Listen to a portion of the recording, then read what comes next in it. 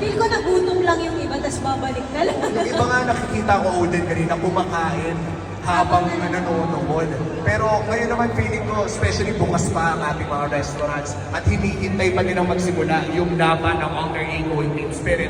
Napakasarap kumain all around and of course, time na rin kasama ng yung mga tropa.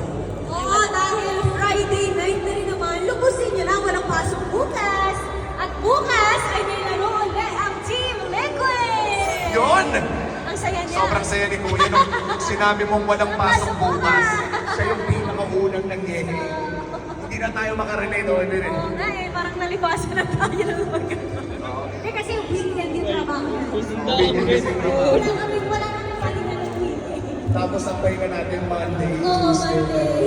Pero itong nakakatuwa makita na kanina during the match of Team Liquid Philippines and Corona Central, bawat kill, bawat objective ng Team Liquid talagang humihiyaw yung crowd.